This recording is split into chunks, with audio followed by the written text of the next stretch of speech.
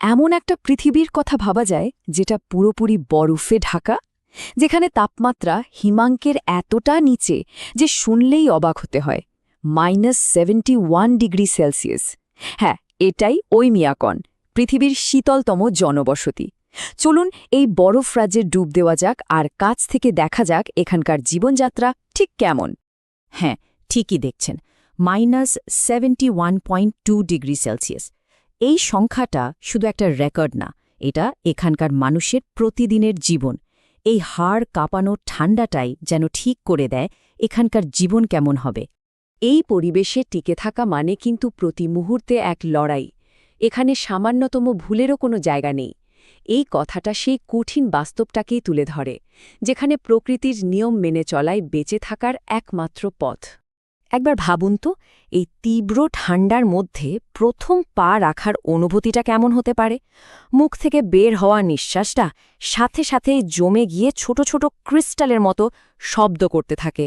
চোখের পাতা ফেলার আগেই জমে যায়, আর খোলা চামড়ায় মনে হয় যেন কেউ আগুন লাগিয়ে দিয়েছে। অবিশ্বাস্য। ফ্রস্টবাইট নামটা শুনলে কেমন ভয় লাগে, তাই না? আর এখানকার মানুষের জন্য এটা একটা রোজকার আতঙ্ক। আমাদের রিপোর্টার মাত্র 15 মিনিট বাইরে ছিলেন, আর তাতেই তার নাকটা সাদা হয়ে গিয়েছিল। আসলে হয় কি, ঠান্ডার চোটে রক্ত চলাচল কমে গিয়ে কোষের ভেতরের জল জমে বরফ হয়ে যায়, আর তাতে কোষগুলো নষ্ট হয়ে যায়। এখন সবচেয়ে বড় প্রশ্ন হল, যেখানকার মাটি পর্যন্ত জমে পাথরের মতো শক্ত, সেখানে মানুষ নিজেদের থাকার জন্য একটা উষ্ণ জায়গা তৈরি করে কিভাবে। চলুন এই বরফের দুর্গ বানানোর অসাধারণ কৌশলগুলো একটু দেখে নিই। এখানকার ইঞ্জিনিয়ারিং দেখলে অবাক হতে হয়। পুরো গ্রামটাকে গরম রাখার জন্য আছে একটাই সেন্ট্রাল হিটিং প্ল্যান্ট, যেটা 1 সেকেন্ডের জন্য বন্ধ করা হয় না। আর বাড়িগুলো বানানো হয় পার্মাফ্রস্ট, মানে মাটির নিচে জমে থাকা বরফের স্তরের ওপর উঁচু খুঁটির সাহায্যে, যাতে ঘরের গরমে সেই বরফ গলে না যায়। এই স্লাইডটা দেখুন একবার, দারুণ একটা ব্যাপার কিন্তু। বাইরের হাড় কাঁপানো ঠান্ডা থেকে বাঁচতে এখানকার বাড়ির দেয়ালগুলো 6-7টা আলাদা স্তর দিয়ে তৈরি করা হয়। প্রত্যেকটা স্তর যেন এক একটা বর্ম, যা ঘরের উষ্ণতাকে কিছুতেই বাইরে যেতে দেয় না। ওদের এই কৌশল যে কতটা কাজের, তাই স্লাইডটা দেখলেই বোঝা যায়। ভাবুন, বাইরে যখন হাড় কাঁপানো -60 ডিগ্রি, ঘরের ভেতরে তখন আরামদায়ক +20 ডিগ্রি, মানে প্রায় 80 ডিগ্রির ফারাক। এক কথায় অসাধারণ। আচ্ছা, ঘরের ভেতরটা তো না হয় গরম রাখা গেল, কিন্তু জীবন তো আর 4 দেওয়ালের মধ্যে আটকে থাকে না, তাই না? চলুন এবার দেখি এই চরম পরিবেশে মানুষ আর প্রাণীরা কিভাবে নিজেদের মানিয়ে নিয়েছে। এবার দেখা যাক এখানকার এক আসল হিরোর সাথে, ইয়াকুতিয়ান ঘোড়া। সাধারণ ঘোড়ার চেয়ে এরা আকারে একটু ছোট, শরীরটা বেশ গোলগাল আর সারা গায়ে থাকে ঘন পশমের আস্তরণ। এই বিশেষ শারীরিক গঠনের জন্যই এরা -70 ডিগ্রির মতো ভয়ঙ্কর ঠান্ডাতেও দিব্যি বাইরে বেঁচে থাকতে পারে। এই ঘোড়াগুলো কিন্তু শুধু বাহন নয়, এখানকার মানুষের জীবন বাঁচানোরও একটা বড় উপায়।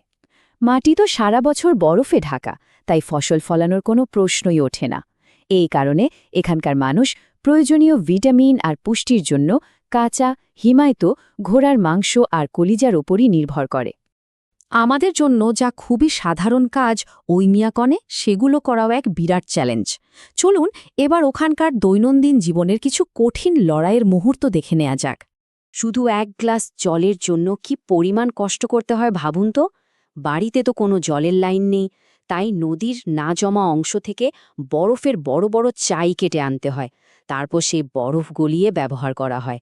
আমাদের জন্য যা কয়েক সেকেন্ডের ব্যাপার, ওদের জন্য তা ঘণ্টার পর ঘণ্টার অমানসিক পরিশ্রম। আধুনিক জীবনের অনেক কিছুই এখানে নেই, যেমন ধরুন প্লাম্বিং ব্যবস্থা। বাড়ির ভেতরে কোনো টয়লেট বা শাওয়ার নেই, তার বদলে বাইরে ছোট কেবিন ব্যবহার করতে হয়। আর গোসল করাটা কোনো রোজকার ব্যাপার নয়, বরং সপ্তাহে একবার প্রায় 4-5 ঘণ্টা ধরে একটা বিশাল আয়োজন করে সারতে হয়।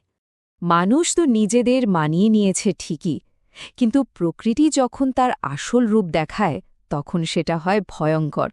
এখানকার কিছু গল্প শুনলে গায়ে কাঁটা দেয়। চলুন এবার সেই বাস্তবতার দিকে তাকানো যাক।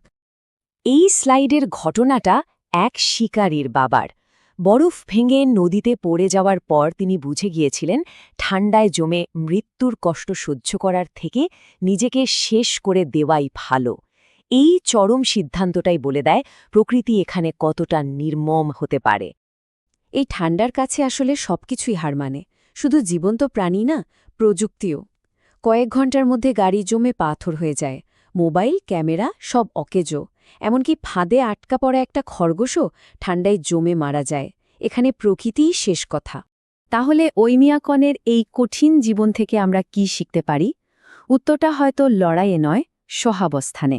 এখানকার মানুষেরা প্রকৃতির বিরুদ্ধে যুদ্ধ করে না, বরং তার নিয়মকে সম্মান জানিয়ে টিকে থাকে। চলুন তাদের এই জীবন দর্শনকে একটু বোঝার চেষ্টা করি।